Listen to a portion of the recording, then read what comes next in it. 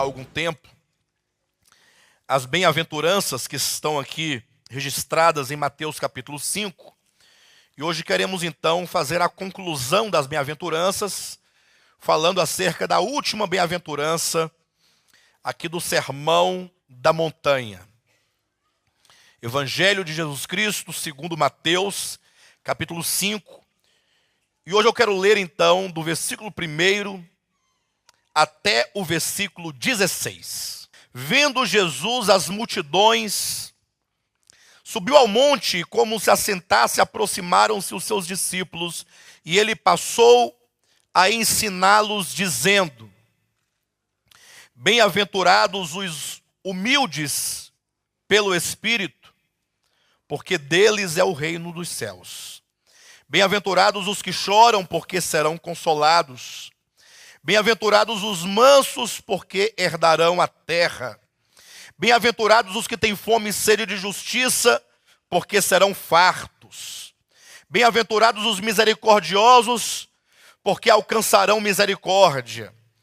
Bem-aventurados limpos de coração, porque verão a Deus. Bem-aventurados os pacificadores, porque serão chamados filhos de Deus. Bem-aventurados os perseguidos por causa da justiça, porque deles é o reino dos céus. Bem-aventurados sois quando por minha causa vos injuriarem e vos perseguirem, e mentindo disserem todo mal contra vós. Regozijai-vos e exultai, porque é grande o vosso galardão nos céus, pois assim perseguiram aos profetas que viveram antes de vós.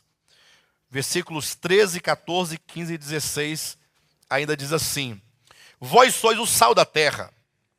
Ora, se o sal vier a ser insípido, como lhe restaurar o sabor? Para nada mais presta, senão para, lançado fora, ser pisado pelos homens. Vós sois a luz do mundo, não se pode esconder a cidade edificada sobre um monte, nem se acende uma candeia para colocá-la debaixo do alqueire, mas no velador, e alumia a todos os que se encontram na casa. Assim brilhe também a vossa luz diante dos homens, para que vejam as vossas boas obras e glorifiquem a vosso Pai que está nos céus. Amém, amados? Amados, eu quero chamar a atenção dos irmãos para o que diz o Evangelho de Jesus Cristo. Parece algo de só menos importância ler um texto como esse, porque me parece que ele não diz nada que nos interesse, né, imediatamente. Haja vista que vivemos num tempo de um evangelho pragmático. Nós estamos vivendo os últimos dias. Eu quero que os irmãos entendam isso no seu coração, na sua mente e na sua alma, no seu espírito. Porque embora nós estamos repetindo tanto isso, nós repetimos tanto essa verdade, só que até que isso entre de fato no coração e te convença interiormente de que os dias que nós estamos vivendo são dias de muito engano, isso às vezes demora muito tempo. Talvez você saiba no entendimento, mas não saiba no coração. Então, o tempo que nós estamos vivendo é um tempo de um evangelho pragmático. O que é o evangelho pragmático? É aquele evangelho funcional. Ou seja, o que este evangelho vai fazer na minha vida agora, neste momento? Só que não é fazer em mim, é o que este evangelho pode fazer por mim agora. É um tempo que as pessoas não querem ser elas próprias o alvo do evangelho. Pelo contrário, elas querem que o evangelho faça alguma coisa para satisfazer os seus desejos pessoais, os seus desejos imediatos e que resolva os seus problemas. É por isso que nós vemos hoje tanta campanha, tanta igreja de campanha, igreja de movimentos, porque as pessoas estão sofrendo, de fato. Entretanto, quando nós olhamos para o Evangelho de Cristo, nós vemos o Senhor nos falando que devemos nós buscar o reino dos céus. Entretanto, buscar o reino dos céus não significa que você feche os olhos para a sua realidade presente. Buscar o reino dos céus não significa que você ignora o sofrimento humano e que você fica vivendo um idealismo de um mundo vindouro, de um céu, de um reino por vir, enquanto o mundo está caído aos pedaços. Não, pelo contrário. Quando a Escritura aqui nos fala acerca do reino dos céus, essa visão acerca do reino dos céus estará diretamente ligada com este mundo atual. Porque quando você vê o sofrimento da humanidade, quando você olha ao derredor e vê tudo se apodrecendo, você vê a apostasia se aproximando, você vê os valores se perdendo, você percebe as famílias se dilacerando, você vê jovens se destruindo nas drogas, na prostituição, com tantas doenças, com tantos vícios. Então você, não podendo fazer nada imediatamente que resolva o problema do mundo, você logo se lembra do Evangelho. Porque o Evangelho é a boa notícia de que Deus não abandonou o mundo por ele criado. Pelo contrário, o Evangelho fala da intervenção de Deus neste mundo. E a intervenção se deu primeiramente quando o próprio Deus se fez carne. O próprio Deus se fez homem. E como homem, então, ele realizou a obra de redenção na cruz do Calvário. Uma obra em que consiste em destruir o velho homem e gerar e criar o novo homem. A obra de Cristo tem esses dois pilares. Deus se faz carne, se reveste da humanidade. Para quê? Para conduzi-la à cruz. E não somente à cruz, mas para conduzi-la à morte e para sepultá-la completamente. De maneira que a solução de Deus para a velha criação, para o homem caído, para o homem pecaminoso, para o homem perverso, não é tentar restaurá-lo no sentido de dar a ele novas roupas, ou de dar a ele uma maquiagem que lhe faça parecer saudável ou santo. Não. A solução de Deus é: o velho homem deverá ser morto e deverá ser sepultado. Pronto. Ele vem destruir. Isso aconteceu em Cristo, quando na cruz do Calvário, então, ele sofreu a morte por todo homem. E então, ao terceiro dia, nós sabemos que ele ressuscitou. A ressurreição de Cristo é o gerar de uma nova humanidade, é uma nova criação nele. Esta nova criação é que irá encher a terra, não somente durante o milênio, mas sobretudo que vai encher a terra, quando diz em Apocalipse capítulo 21, novos céus e nova terra, quando então o Senhor terá de fato restaurado todas as coisas. E aí não haverá mais choro, não haverá mais pranto, não haverá mais angústia, não haverá mais depressão, não haverá mais o medo, não haverá mais a dor, não haverá mais a morte. Ou seja, todas as coisas negativas terão sido tratadas por Deus e tiradas completamente da humanidade, lançadas no lago de fogo. E então haverá de fato novos céus e nova terra. O problema do evangelho pragmático é que ele ignora a obra que Cristo veio realizar e oferece aos homens uma outra obra que não é a obra que ele está realizando. É como se desse aos homens simplesmente um tratamento paliativo. Desse aos homens um remédio alopático. A pessoa está com um problema, está com câncer, aí chega lá, o médico fala assim: não, toma essa dipirona que vai passar a sua dor. É mais ou menos assim, não trata efetivamente o problema.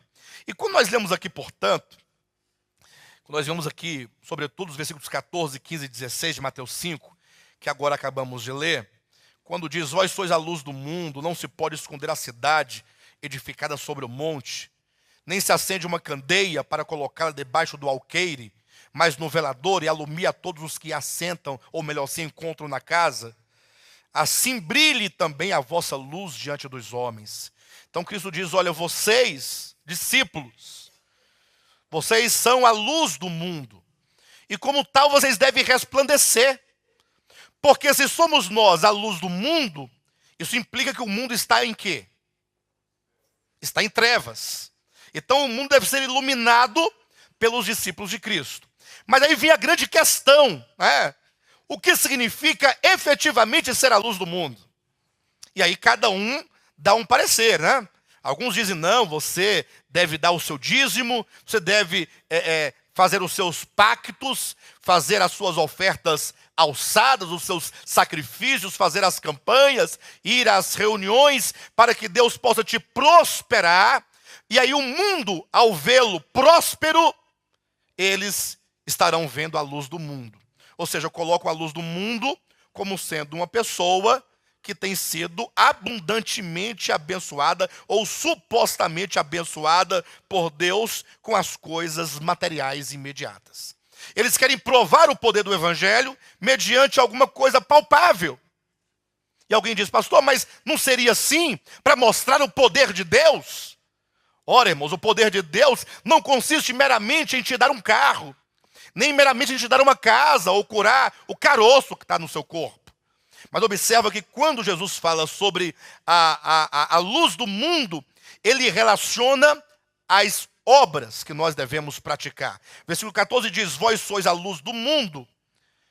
Não se pode esconder a cidade edificada sobre o monte. Ou seja, se você de fato é luz, logo todos verão. É possível você esconder uma cidade que está edificada em cima de um monte? Todos que chegam de longe já veem a cidade, não é isso? Olha só como Jesus faz aqui, dá um exemplo para ilustrar o que significa nós, enquanto discípulos, sermos a luz do mundo. Ele fala, não se pode esconder uma cidade edificada sobre o monte. Todos que chegam naquela região, a primeira coisa que faz é ver, é contemplar aquela cidade sobre o monte. Aí ele diz, e nem se acende uma candeia para escondê-la debaixo de uma mesa, mas a luz, a lâmpada é colocada em cima para alumiar a todos. Aí ele diz no 16, assim, aí eu pergunto para a igreja, assim como? Assim, deste modo, assim brilhe também a vossa luz. Os irmãos entendem essa relação? Essa símile? Assim brilha a vossa luz. Como deve brilhar a nossa luz? Eu pergunto para a igreja. Muito bem, irmão João, categoricamente, reproduziu as palavras do texto.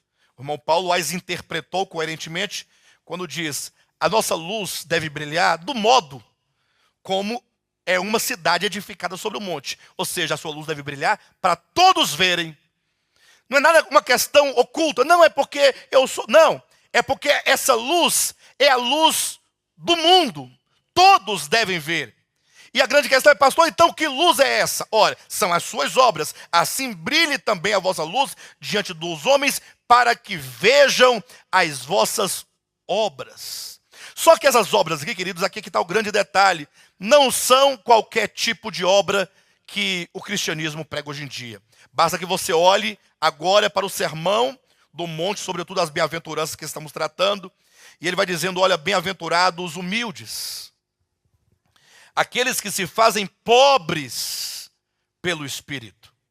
Ele vai citar aqui um coração totalmente despojado, um coração desapegado, um coração que não sofre por causa das coisas deste mundo. E olha que a gente vive num tempo de tanto sofrimento. O quanto as pessoas sofrem para adquirir as coisas. Sofrem em vários sentidos, porque às vezes para alcançar os seus objetivos materiais, você tem que deixar filhos, deixar esposa, deixar marido, deixar o lar e viver quase que o dia inteiro na rua, ora estudando, ora trabalhando, ora buscando, ora contando, ora para quê? Para que você possa ter todos os recursos. E é um sofrimento, é uma busca. Mas as obras de que Cristo fala aqui, fala de um coração pobre. Não é um coração no sentido de ser destituído de alguma coisa boa, mas é um coração que se faz pobre ou um coração desapegado. Este é um tipo de obra apresentado. Olha o que ele diz no versículo seguinte. Bem-aventurados os que choram. Ele coloca a tristeza enquanto obra. A tristeza aqui, ele diz, aqueles que olhando para este mundo e vendo a sua miséria, não conseguem se regozijar, senão que ele anda agora em busca, dizendo, Senhor, traga o teu reino, porque já não consegue mais ver o sofrimento. O versículo 5 fala sobre a mansidão. O versículo 6 fala sobre a insatisfação de um coração que busca pela justiça. O versículo 7 fala sobre a misericórdia. O versículo 8 fala sobre a pureza de coração. O versículo 9 fala sobre aqueles que promovem a paz. E o versículo 10 fala sobre aqueles que são perseguidos por causa da justiça. Os irmãos já pararam algum dia, algum momento, para observar quantas coisas, a partir do momento que os discípulos de Cristo, eles começam a se enquadrar dentro deste padrão do reino dos céus, haja vista que nós temos aqui o extrato do espírito e do coração de um verdadeiro discípulo de Cristo, então você se torna agora alguém neste mundo cuja vida, cujo andar, cujo falar, cujas obras se distinguem de tudo o que existe neste mundo. Eu pergunto para os irmãos, quando você olha para a humanidade, você percebe homens cujos corações são destituídos de qualquer apego às coisas materiais? É isso que se vê no mundo? Quando você olha para os homens, você vê homens que choram em razão da miséria da humanidade? Você vê homens cujos corações são mansos? Pessoas que têm fome e sede de justiça? Misericordiosos, limpos de coração, pacificadores? E pessoas tão justas no seu andar, tratando-se da justiça, a ponto de tal justiça chegar a incomodar os demais, e agora os muitos injustos passam a perseguir o justo por causa da justiça. Nós temos visto isso? Então, quando você começar a viver tal experiência, você será uma luz no mundo. Você será uma luz no sentido de você ser um referencial. Todos olharão para você e perceberão que ali existe um novo homem. Se não estiver gerado plenamente, pelo menos um novo homem em construção. O grande objetivo de Deus é mudar o nosso coração. É mudar a nossa alma. E eu quero insistir com os irmãos dizendo que qualquer outra coisa que não seja a formação de um novo homem, de nada vale. Você pode ter a melhor religião, você pode ter a melhor ética, você pode ter a melhor dieta, você pode ter a melhor congregação no sentido dos programas que ela te apresenta, mas se não produz, se não visa ao novo homem, então você poderia fazer qualquer outra coisa que não seja aquilo que você faz, que você não estaria em nenhum prejuízo. Porque todo o problema do ser humano é aquilo que ele é em si mesmo. E é por isso que Deus quer gerar essa nova humanidade. Já falamos aqui então dos humildes pelo Espírito, dos que choram, dos mansos, dos que têm fome e sede de justiça, dos misericordiosos. Já falamos dos limpos de coração, dos pacificadores. Hoje queremos discorrer acerca daqueles que são bem-aventurados, porque são perseguidos por causa da justiça. Eu quero começar perguntando para os irmãos aqui, alguém já foi perseguido aqui alguma vez? Ou pelo menos alguém já se sentiu perseguido? Levanta a sua mão. Se você, porventura, já se sentiu perseguido. Ou se já te perseguiram. Só a nossa irmã ali atrás, ninguém mais. Ah, não é possível. Que aqui nunca ninguém se sentiu perseguido. Por alguém. O que eu mais ouço aqui, pastor, ore por mim que eu estou sendo perseguido. É o que eu mais ouço aqui nessa igreja aqui. Pastor, o diabo está furioso. O diabo está furioso comigo, no meu trabalho, na minha casa, com os meus vizinhos. É uma fúria só. Estou sendo perseguido. Estou sendo perseguido. E interessante que Jesus fala que ele não diz que são bem-aventurados os perseguidos. Ele diz que são bem-aventurados os perseguidos por causa da justiça. Ou seja, há uma razão porque este que é bem-aventurado, ele é perseguido. Isso porque nós vamos verificar lá na primeira epístola de Pedro, que o apóstolo Pedro nos orienta dizendo, olha, que não sofra nenhum de vós perseguição por causa de qualquer outra coisa que não seja por causa de Cristo. Agora eu pergunto, ora, mas como é que seria isso? Alguém ser perseguido por causa da justiça. E a primeira coisa para se entender esse texto é você começar a compreender que essa justiça a qual se refere o texto não é ou não se refere à justiça de Cristo, enquanto a vida humana de Cristo, justa e perfeita, que nos é imputada pela fé por ocasião da nossa salvação. Não se trata da justiça de Cristo. Não é Cristo a nossa justiça, que uma vez que nos é dada, nós agora somos, por causa disso, perseguidos. Não, aqui fala, bem-aventurados os perseguidos por causa da justiça. Ou seja, essa pessoa tem um andar justo. Essa pessoa tem uma conduta justa. Essa pessoa, ela pratica a justiça no seu viver diário. E porque ela tem um viver, assim como é misericordioso aquele que exerce misericórdia, assim também este que é perseguido pela justiça, ele tem uma vida justa, uma vida reta. Mas aqui nós tropeçamos num ponto muito importante, porque logo alguém dirá, não pastor, mas eu tenho uma vida justa, eu tenho uma vida reta, eu procuro fazer tudo certinho. Eu faço tudo de acordo com a lei, com aquilo que está escrito, com aquilo que está determinado, não dou calote em ninguém, faço assim, assim, assado. Entretanto, nós temos que perguntar o que é justiça. O que é justiça? E logo nós vamos perceber que há uma grande confusão entre justiça e direito. Quando se fala sobre o direito, e aí nós temos no nosso país muitas leis. Tem as leis que amparam os adolescentes, temos as leis que amparam os idosos, temos as leis que amparam os consumidores, não é assim? Nós temos a suprema lei, que é a Constituição Federal, ou seja, não faltam leis. Será que uma pessoa que anda rigorosamente de acordo com todas essas leis seria, no sentido bíblico, uma pessoa justa? Seria, no sentido bíblico, uma pessoa justa? Estaria ela praticando a justiça? E aqui eu quero fazer essa diferença para os irmãos perceberem que o problema do direito é que o direito é humano. O direito são leis que são feitas pelo homem. Ou seja, o homem ou os homens fazem as leis para defender aquilo que eles acham que são os seus direitos. E do mesmo modo que eles fazem hoje uma lei, amanhã eles percebem que aquela lei não mais atende aos seus interesses, aí eles mudam as leis. E aí eles vão manipulando as leis de acordo com os interesses da maioria, ou que sejam os interesses de alguns, ou aquilo que está na mente do legislador, não importa.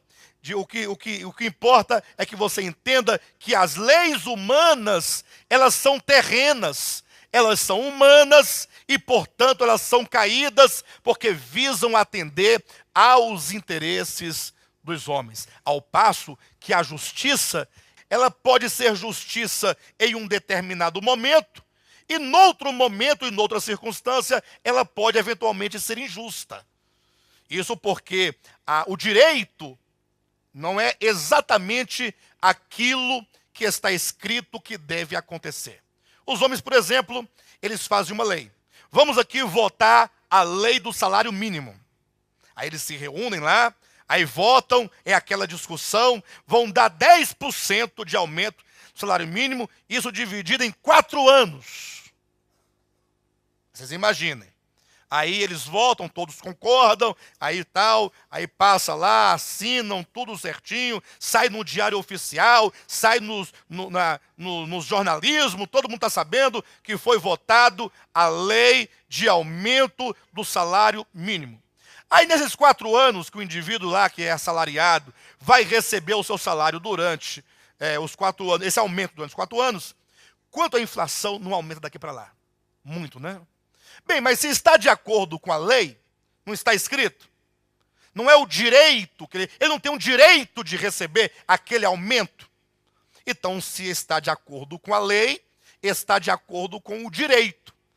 Porém, não está de acordo com a justiça. Só Deus é justo. Só Deus é justo. Nenhum homem é justo. Porque o homem tem um problema do egoísmo. O homem tem um problema, né, de querer tudo para si. Desde que Lúcifer, né, declarou para todo o universo: eu subirei acima das estrelas do céu e exaltarei o meu trono. E a partir daí já não é mais Lúcifer, a partir daí já é diabo, Satanás. Haja vista que Lúcifer é um nome extremamente positivo para denotar um ser tão perverso, mas é por isso que houve a queda. Ele, criado originalmente perfeito, um dia, né, declarou ao universo: eu subirei. Quando ele disse eu subirei, houve a queda, agora diabo, e esse eu, agora maligno e perverso, se tornou a palavra de ordem de todo o mundo caído. Desde os anjos que caíram com ele, desde os seres pré-adâmicos que habitavam a terra antes de Adão, que caíram com ele, que são então os demônios, até os homens que posteriormente também caíram e seguiram seus passos. É uma natureza egoísta dentro do homem que reclama os seus direitos, mas que não conhece a justiça. Então, lembrando que o direito, ele busca o interesse do homem. O homem faz as leis para o seu próprio interesse. Falávamos então de Lúcifer, que quando Lúcifer diz eu subirei, esse eu agora caído, esse eu maligno, tornou-se a palavra de ordem para todos os seres caídos que agora buscam o seu próprio interesse. Por isso o homem de si mesmo nunca, jamais será justo em si mesmo, e não encontrará justiça em nenhum outro lugar, se este homem, porventura, não buscá-lo ou buscar a justiça na fonte. Qual que é a fonte da justiça? Deus. Só Deus é justo. Alguns irmãos devem ter recebido aí um bilhetinho ou uma mensagenzinha, um conceitozinho de justiça que eu mandei para os irmãos. Eu mandei no WhatsApp, mandei no Facebook também, que dizia que muito mais do que direito e muito mais do que mera atitude correta, justiça é um princípio orgânico. Ele é orgânico por quê? Porque ele nunca poderá estar escrito num lugar, nem numa placa, nem num papel, nem num livro. É um princípio que é gerado no coração.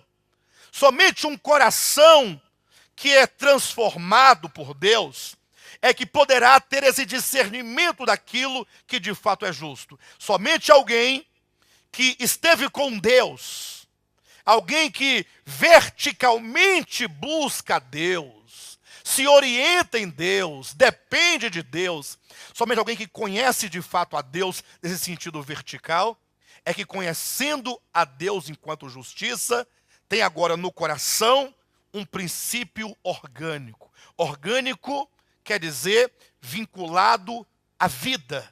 É algo vivo, é algo dinâmico, é algo que pulsa dentro de você. Não é o que você faz porque você é obrigado ou porque você é constrangido. Ora, quantas coisas nós não fazemos constrangido?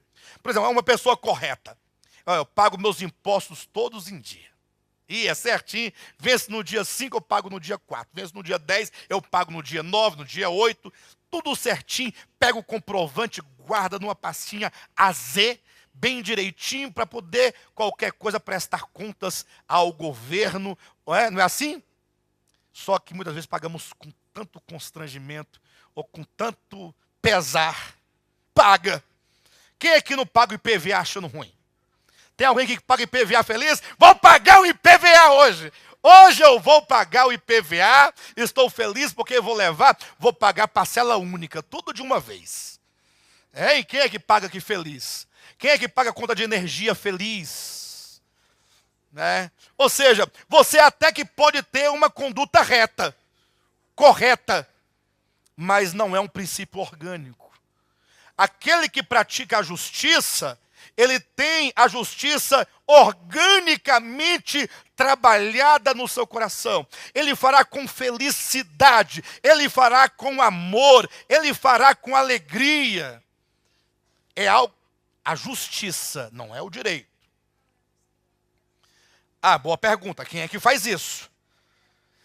Isso significa, a sua pergunta foi boa, porque quer dizer, pastor, porventura, onde é que está o novo homem de que tanto fala a Escritura Sagrada?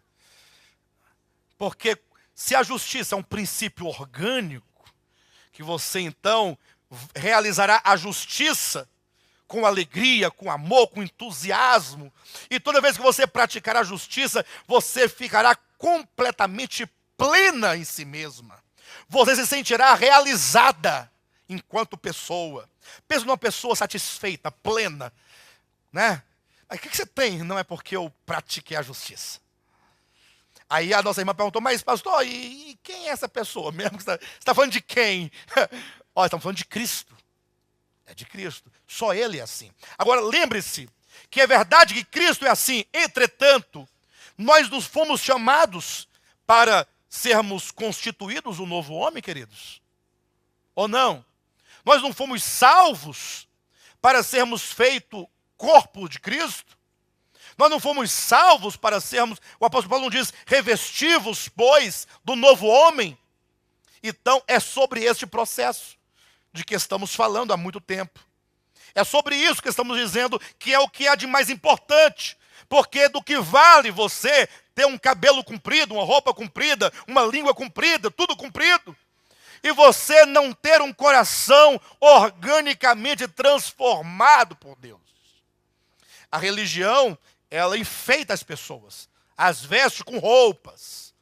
As obras de que diz a religião, ou as religiões, sobretudo o cristianismo, é de fazer as pessoas parecerem o que elas não são e o que elas não podem ser. É o que diz o apóstolo Paulo, tendo aparência de piedade, negam, entretanto, o poder. O que significa esse texto? É que você olhando para a aparência, fala assim, parece. Quando você vê uma pessoa de paletó, gravata, um homem, ou é advogado, ou é deputado, ou é pastor. É ou não é? Ainda tem o caloteiro também, né? O 171. É, porque está é uma subcategoria. Né? Hein, pessoal? Então, parece. Aí você vê uma irmã gorda. Olha para mim. Uma irmã gorda, com cabelo comprido, feito aquele cocôzão, parece uma sucuri.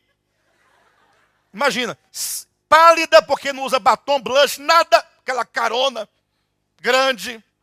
Aquele sol quente, aquele vestidão grande, comprido, até aqui. Aquela cara de profeta. Xaracantará. Hein? Aí você olha e fala o quê aqui?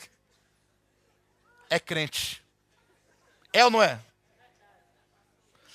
Parece que tem uma santidade, uma coisa. A pessoa anda igual os fariseus, né, de cabeça baixa, triste, para dizer que está jejuando, para dizer que está cheio.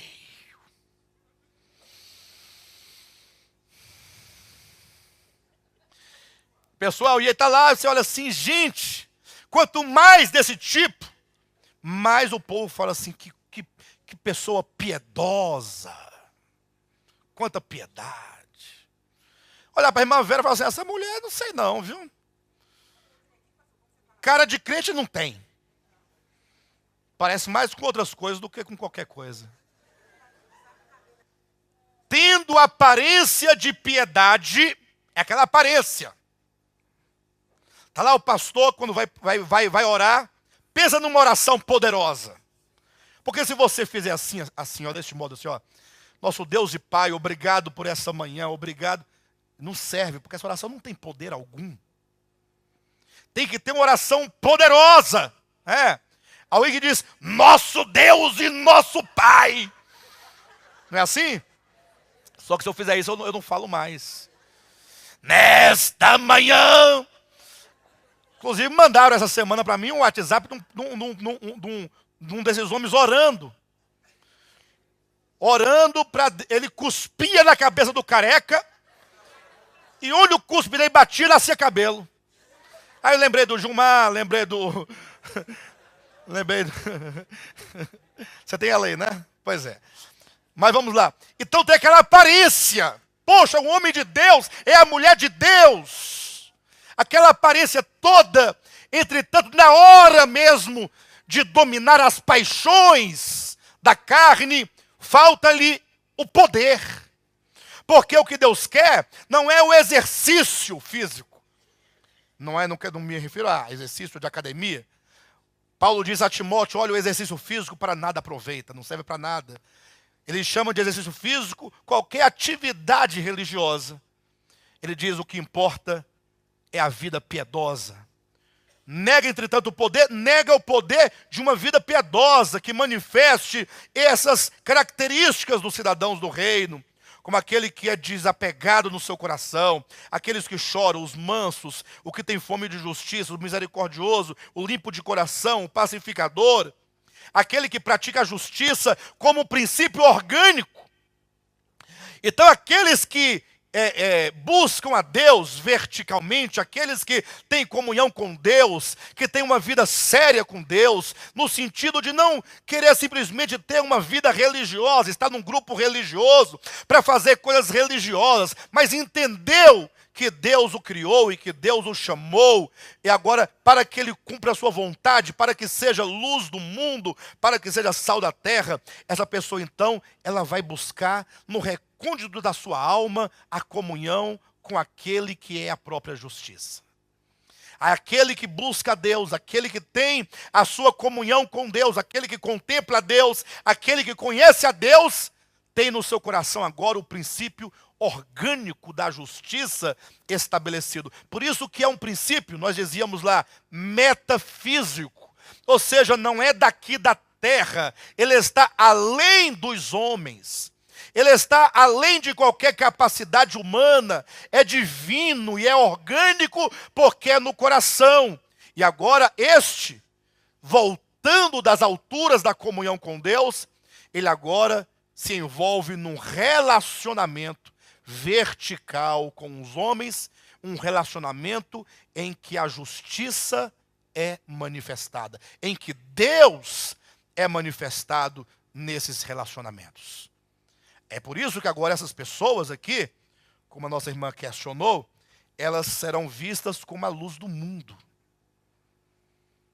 Porque o mundo está em trevas, porque o mundo desconhece a justiça, o mundo desconhece a misericórdia, o mundo desconhece a mansidão, o mundo desconhece todas essas coisas, e portanto, aquele que as alcança, agora, onde ele andar, ele será luz. Haverá uma manifestação de uma humanidade que os homens não conhecem, portanto, é a manifestação de uma nova humanidade. Mas eu perguntaria para os irmãos, alguém seria perseguido por causa da justiça? Será mesmo? Perseguido por causa da justiça? Vamos abrir aqui a escritura rapidamente em 1 Pedro. Eu conheço muitas pessoas que são corretas. Muitas pessoas corretas nos seus relacionamentos. E também já observei que essas pessoas que são muito corretas, não todas, mas a maioria, são pessoas injustas. Pessoas que na conduta são corretas, mas que nesse seu andar correto, comete muita injustiça. Porque às vezes pensa que ser correto ou ser reto significa a justiça de Deus. 1 Pedro capítulo 4, versículo 12 em diante diz assim: Amados, não estranheis o fogo ardente que surge no meio de vós, destinados a provar-vos, como se alguma coisa extraordinária vos estivesse acontecendo. Pelo contrário, alegrai-vos na medida em que sois coparticipantes dos sofrimentos de Cristo, para que também na revelação de sua glória vos alegreis exultando. Lembrando que esse sofrimento de Cristo aqui não pode ser o sofrimento da cruz. Porque o sofrimento da cruz nós não podemos ser coparticipantes do sofrimento da redenção. A obra de redenção, o sofrimento na cruz, que é o sofrimento da redenção, ele é único e exclusivo de Cristo. Porque ele é o Redentor. ele padeceu o sofrimento que nos traz redenção. Se pudéssemos nós participar do sofrimento de redenção, nós seríamos coparticipantes na obra de redenção. Então esse sofrimento de Cristo aqui não é o sofrimento da obra de redenção. São os sofrimentos que ele enfrentou enquanto homem sobre a terra. Então Cristo, enquanto homem, ele sofreu muitas perseguições. Mas por que Cristo sofreu perseguições? Por qual motivo? Esse é o ponto que eu quero que os irmãos entendam, que há uma bem-aventurança sobre aqueles que são perseguidos. Então Cristo, na qualidade de homem, e enquanto meramente homem, só por andar de um lado para o outro, ele já sofria perseguição.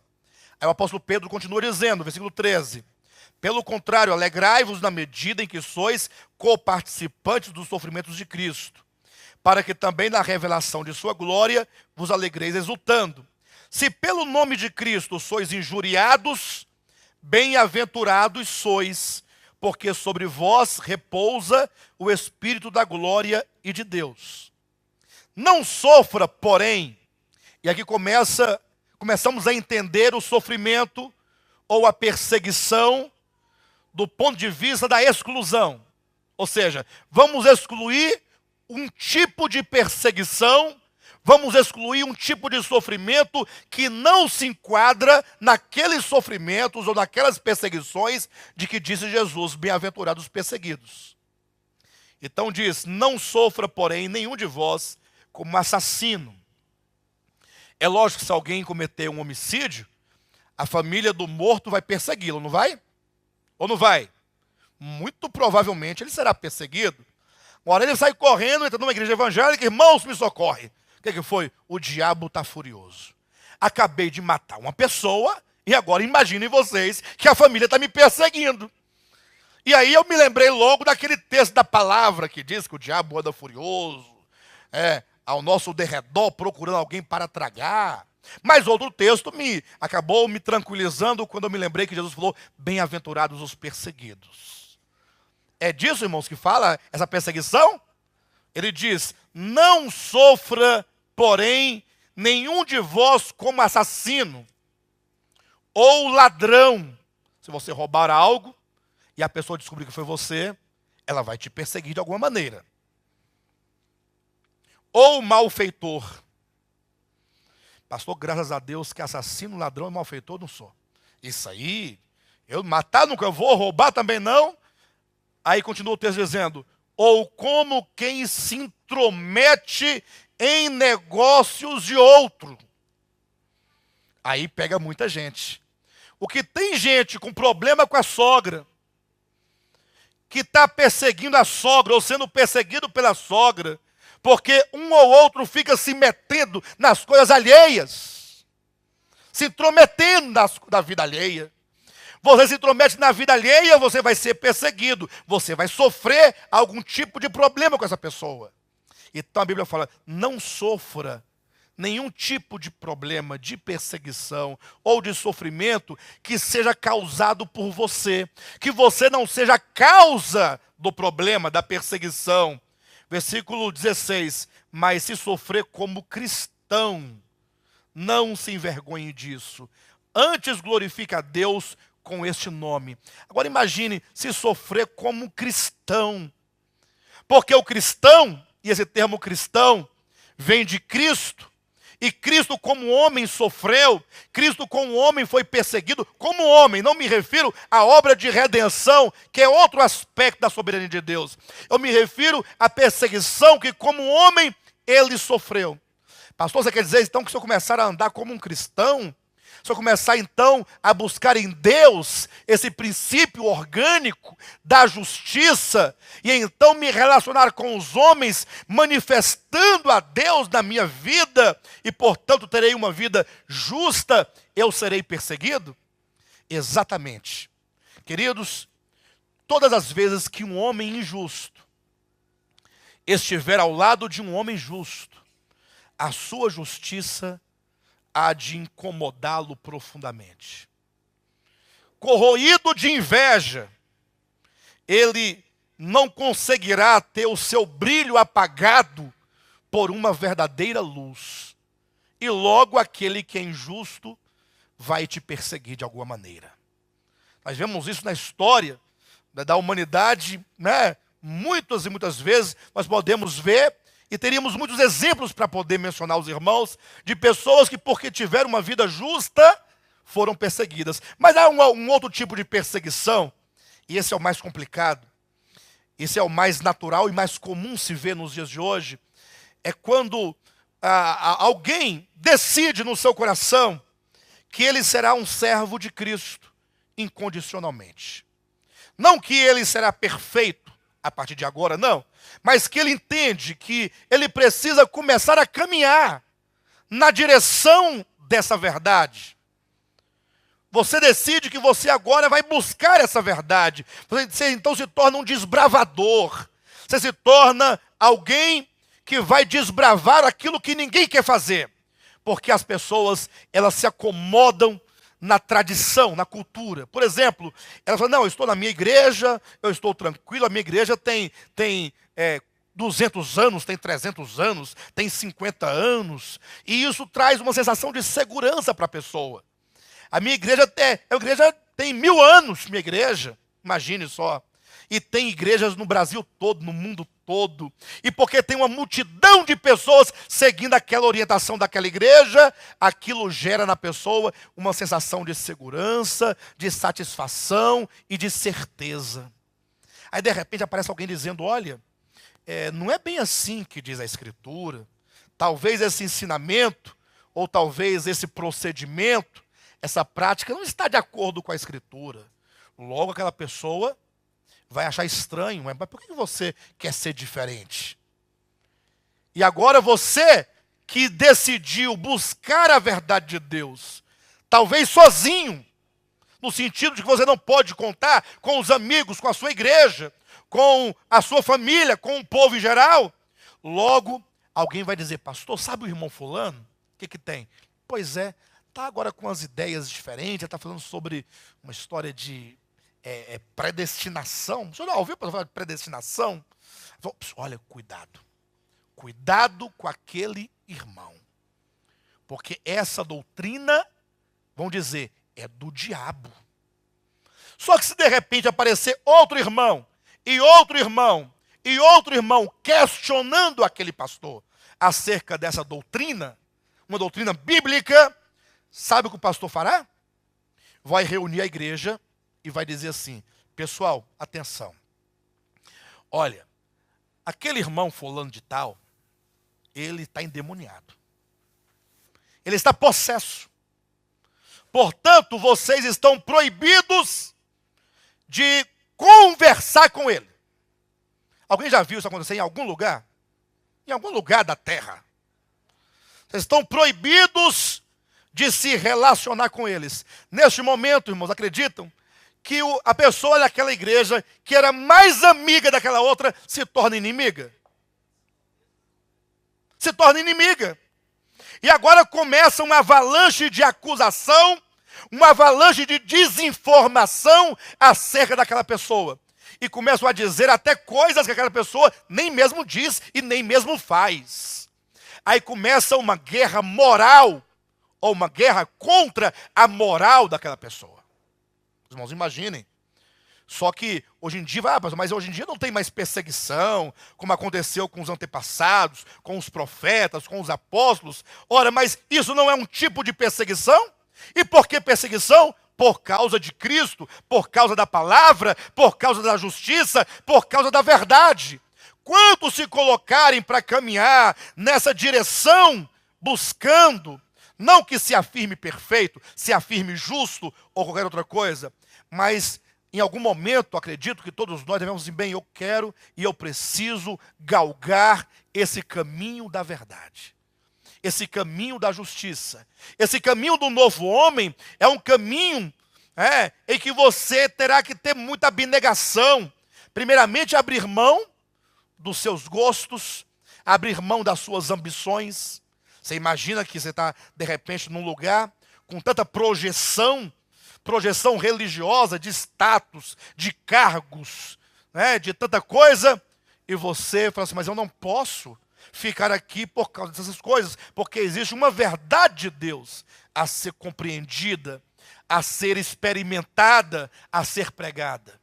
Aí você então abre mão de tantas coisas para então servir a Deus naquele caminho.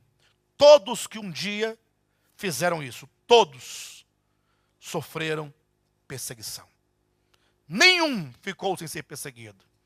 Isso porque as grandes instituições perseguem aqueles que colocam em risco os seus lucros. Aqueles que risco a sua mensagem, a sua prática. Você imagine que de repente alguém começa a pregar e outro começa a pregar a verdade e vai desestabilizando esse sistema que está montado na injustiça, na mentira, na ganância. Aí as instituições religiosas começam a perseguir as pessoas e colocam os indivíduos para perseguir as pessoas.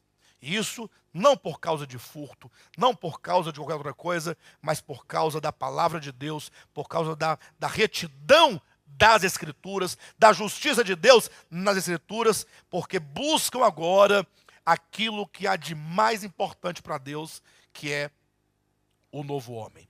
Então, muitas vezes, acontece de nós encontrarmos irmãos que conseguem contemplar aquela verdade. Aí eles falam assim, irmão, agora eu vou levar isso lá para onde eu congrego, você vai ver o que vai acontecer. Aí eu, cansado já de explicar que Deus nunca nos mandou reformar a grande Babilônia. Pelo contrário, diz e sai dela, povo meu, porque não adianta você falar, a pessoa não acredita, não entende. Fala, não, irmão, vai lá e estaremos orando por você para dar tudo certo. Aí de duas uma, ou a pessoa agora, ela desiste do seu empreendimento, vai ficar lá dentro da congregação se fingindo de cego, embora tenha visto, ou então logo logo ele será expulso da sinagoga, como aconteceu com aquele cego de nascença do capítulo 9 do Evangelho de João. Os irmãos devem se lembrar do caso, havia ali um cego de nascença. Entenda que o cego de nascença, ali ele representa toda a humanidade, porque todos os homens, quando nascem cegos. E talvez ele diga, não, pastor, mas eu enxergo a verdade. O problema é que você, eventualmente, aquilo que você enxerga não é a verdade. Porque aquilo que você enxerga foi aquilo que te ensinaram a enxergar. Guimarães Rosa, um escritor brasileiro, modernista, escreveu um conto chamado O Espelho. Você imagina comigo, O Espelho. Diz que um certo indivíduo entrou uma vez num banheiro que estava todo espelhado. Quando ele olhava, tinha espelho. Aí ele olhou e ele percebeu que ele tinha uma cara de monstro. Ele nunca tinha visto o seu rosto daquela maneira. Aí ele foi se aproximando do espelho para poder observar a monstruosidade do seu corpo, ou melhor, do seu rosto. De repente ele pegou o seu nariz e puxou. Aí saiu o nariz dele. Aí ele ficou sem nariz. Aí você vai ler naquele conto, fala assim, mas que coisa mais boba, mais besta. Coisa mais idiota. Como é que alguém lê isso e muito mais, ainda prega no púlpito ainda? Uma coisa idiota, não tem valor nenhum isso. É porque você não entendeu ainda o espírito da coisa. E talvez nem entenda, talvez. E aí o indivíduo continuou olhando, aí pegou a orelha e tirou a orelha. Aí ele percebeu que tudo era tirável, porque um dia fora colocado. De maneira que depois que ele tirou tudo, o seu rosto sumiu. Ele ficou sem rosto. Aí ele ficou contemplando o seu não rosto no espelho, olhando que não tinha mais nada, porque tudo que tinha foi tirado. Aí de repente ele foi observando que foi surgindo uma carinha de bebê. Aí o conto acabou. Aí acabou o conto. Aí a Rosina falou assim, e daí? E aí, o que aconteceu? Aconteceu que Guimarães Rosa está dizendo o seguinte, que aquele rosto que aquela pessoa tinha, foi um rosto que a sociedade lhe deu, que a escola lhe deu, que a família lhe deu, que a igreja evangélica lhe deu, que os aparelhos do Estado legam às pessoas. Ou seja, talvez a cara que você tenha não seria exatamente a sua. E a partir do momento que você começa a tirar essas coisas, você vai ficar totalmente sem nada. Quando tirar tudo, desaparece. Não tem mais nenhum aparelho do Estado refletindo o seu rosto. Aí você então vai nascer de novo. Aí vem um bebezinho, é o novo nascimento. Aí nasceu você. Você é capaz de pensar por si mesmo, de ler por si mesmo, para que você não seja conduzido, manipulado. Todos quando nascem, nascem o quê? Nascem cegos. Estava lá o cego de nascença. João capítulo 9. Nasceu cego. Quando então encontrou-se com Cristo, Jesus pegou, fez um lodo, um barro, cuspiu na terra, aplicou-lhe aos olhos. Agora vai ao tanque de Siloé e lava-te. Ele foi, lavou os olhos. Quando ele lavou os olhos, que aquela terra saiu dos seus olhos, aí ele pôde contemplar. Irmãos, que maravilha é esse momento. É lógico que eu poderia pregar diferente essa mensagem, né? Então aquele cego obedeceu a palavra do Senhor e foi ao tanque de Siloé, e nesta manhã você vai. Não poderia fazer isso? Vocês vão ficar empolgados. Essa manhã eu vou para o tanque de Siloé. E sabe onde é o Siloé? É o gasofilácio. Revelação. Quando você trouxer a sua oferta ao gasofilácio de Siloé, a sua bênção chegará. Aí o povo gosta, fica feliz. Mas falar que aquele que cego de nascença é você que nasceu cego, porque não pode enxergar a verdade, e aquilo que você chama de visão, não é visão, mas é cegueira. Agora, que momento maravilhoso foi aquele, quando aquele homem que era cego, que nunca havia visto nada, nenhuma cor, nenhum contorno, nenhuma pessoa, nenhuma árvore, o sol, lua, estrela, nada havia visto. E agora ele simplesmente enxerga. Que alegria, que gozo. A sua vida agora tem um sentido. Ele pode ver. E a primeira coisa que ele quer fazer é compartilhar essa alegria. E não tem lugar melhor para compartilhar a alegria de enxergar do que na casa de Deus, no templo de Deus. Lógico, me referindo ao tempo de Cristo ainda. E agora lá vai o homem, lá para o templo, ou que seja para a sinagoga. E agora lá estão os líderes religiosos. E ele pensava, quando eu chegar lá e falar para o fariseu fulano, para o escriba Beltrano, que eu falar para o ancião, para o sacerdote, que eu fui curado por Jesus, eu fui curado da minha cegueira. Irmãos, que alegria! Os sacerdotes vão abraçar, os escribas vão chorar de alegria, os saduceus vão saltar conosco, porque a fraternidade, o povo de Deus vai ficar muito feliz por esse grande milagre, porque o céu agora pode ver. Não vai ou não vai? Aí ele chega todo feliz. Quando ele chega, pessoal, olha quem está aqui. Aí quem é você? Você não sabe quem sou eu? Aquele ceguinho que ficava pedindo esmola lá na porta do templo, não lembra? Aí você, mas você não era cego? Aí começa um problema. Qual o problema? O problema é que agora a liderança religiosa da religião de Deus, não é a religião do demônio. Não era como alguns querem dizer e afirmam. Não, vai ver que isso aí é bem macumbaria, isso é voodoo, isso é candomblé, isso é budismo, isso é nova era, isso é capetaiada. Não, era o templo de Salomão. Gente, que coisa linda. Os sacerdotes, as ofertas, o santuário, a arca da aliança, o povo de Deus na terra. Começou um problema, sabe por quê? Porque aquele dia era sábado. E quem foi que ousou realizar uma obra de cura num dia de sábado? Ou seja, o que importa não é que você enxerga. Pouco me importa se você enxerga ou é cego. O que nos importa são as nossas tradições. Existe um dia que tem que ser santificado a despeito de qualquer coisa. Deus fica feliz que todo mundo nesse dia não faça nada. Não, mas é uma vida, ele foi curado. Ele era cego, agora ele está enxergando. Não interessa. O que importa não é a pessoa, é o dia. Para os irmãos terem uma ideia, aqui perto chegou a situação que quando aquele homem disse, olha, bem, vocês dizem que aquela pessoa que me curou era pecador. Bem, e disso eu não sei.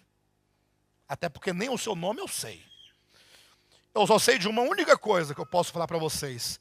Eu era cego e agora eu vejo. Simples.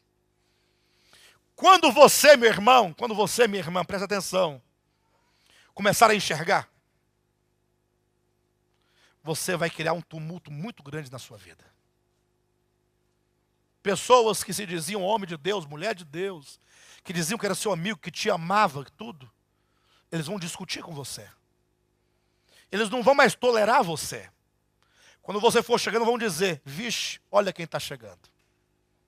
Mas outrora era aquela coisa bonita, aquela coisa linda. E agora então, aquele homem simplesmente foi expulso do templo. Quando ele foi expulso, uma pessoa expulsa, aí nós temos agora um sentimento diferente. Ele entrou no templo com um sentimento de alegria pela cura. Agora, uma vez expulso, ele se esquece da cura e se sente uma ovelha desamparada. Não se sente? Ele foi saindo andando, falou assim, agora eu vou para onde?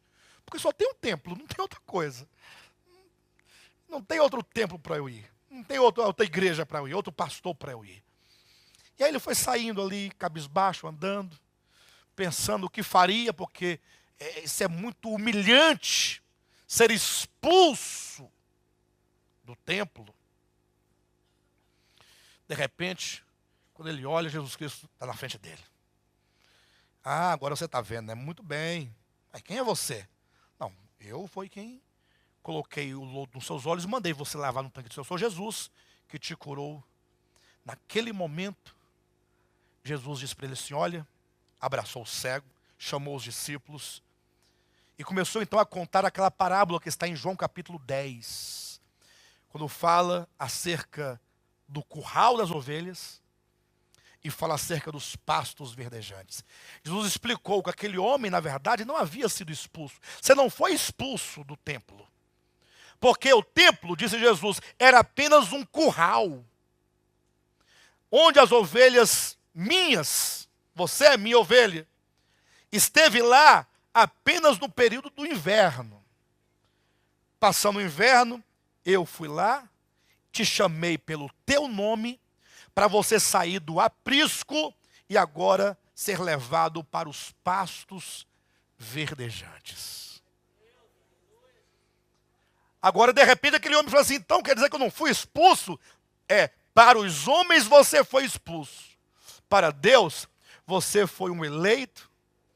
Para Deus, você é uma ovelha, a qual Ele chamou pelo seu nome para deixar o aprisco e desfrutar da liberdade dos pastos verdejantes e da abundância de grama verdinha e de água refrescante. Entretanto, aquele homem, ele foi o quê? Perseguido. Ele foi. Quantos resolverem seguir a Cristo, quantos forem curados da sua visão, quantos decidirem pautar a sua vida pelo princípio orgânico da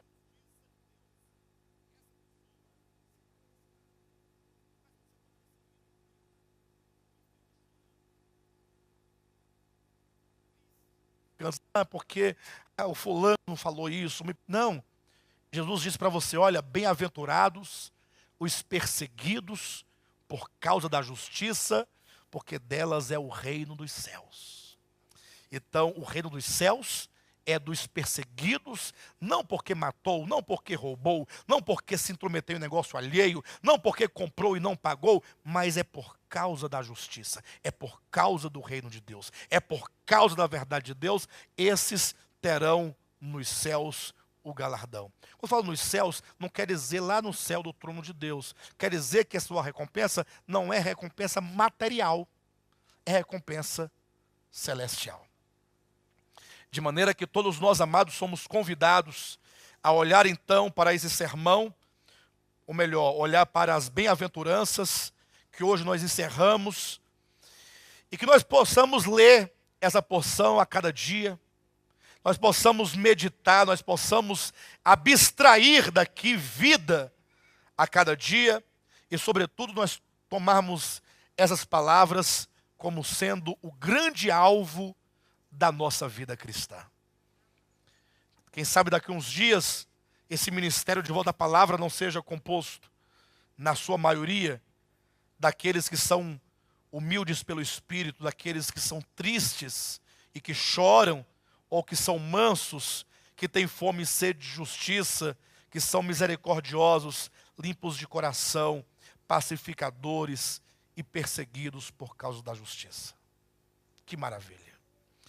Se todo mundo disser assim para nós, vocês não têm as características dos evangélicos, não se entristeça por isso. Não se entristeça. Não é porque você não se veste como evangélico, não fique triste. Não é porque você não come como evangélico, não fique triste. Você não bebe como evangélico, não fique triste. Alegre-se na medida em que você tem as características de um verdadeiro e genuíno cristão. Só isso nos interessa. Quanto ao mais, vamos só orar pelos nossos irmãos que ainda estão aprisionados no aprisco da religião e que, se não foram ainda chamados, logo, logo serão chamados pelo bom pastor para comer grama verde e tomar água fresca. Amém?